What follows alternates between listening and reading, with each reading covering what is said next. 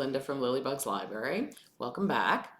So today we're on day 20 of our tea calendar. And although I did already take the tea out and put it in the cup because, yeah, technical difficulties, but hopefully they're fixed now. So it was these little bulbs, and the tea was a little underwhelming so far. It says it's Titanic ingredients, and it says Chinese black tea leaves. So I'm not sure how that differs from any other tea, but we'll take the tea ball out, and I'm going to take a little sip, and then I'm dying to tell you what we're going to do today. Just tastes like black tea. It's fine. Okay, so that's a little underwhelming, but that's okay.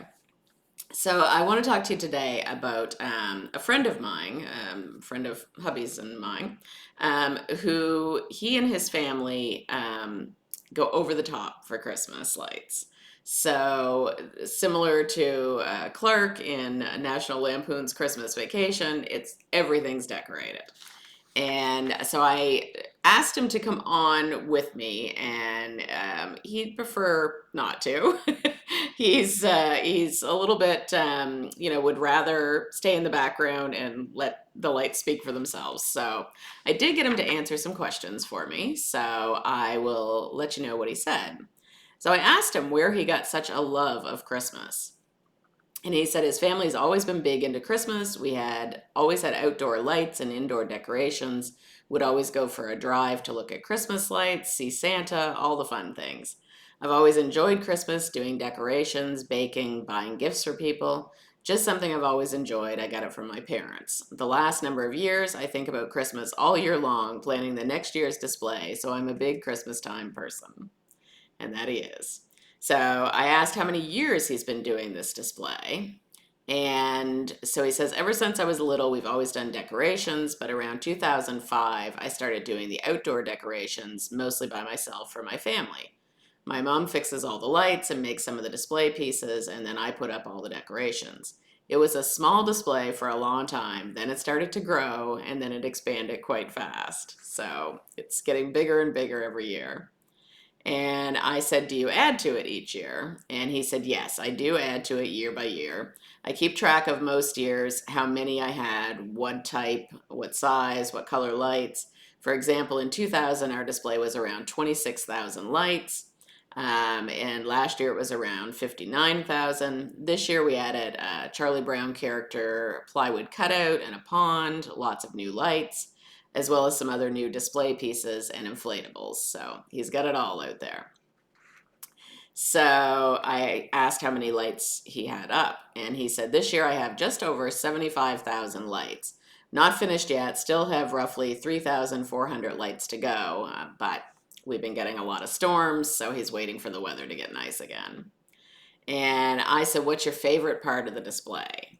So that's always a hard one, right? I mean, you always have so many favorites sometimes because they're all really pretty. He says, I love all the decorations, but if I had to pick my favorite, I have three of them. The large maple done in red lights that has 6,350 lights on it and is decorated to a height of around 17 feet. The second is the mega tree, he calls it, which is 23 feet tall with a 3-foot star on top and has 36 sets of lights that dance to music. The third is definitely the new Charlie Brown characters and pond. I'm a big Charlie Brown fan, so I love it.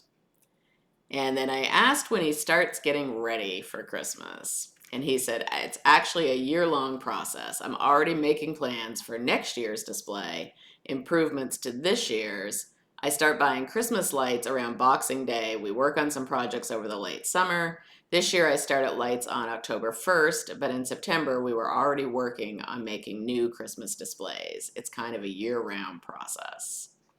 So as you can see by all of the different lights and pictures that I'm putting up, it's beautiful. It's in Sober Island, Nova Scotia. So anyone who happens to be in that area, I'm sure you wouldn't be able to miss it. It's a very tiny place. So check it out. See what you think of it if you're in the neighborhood.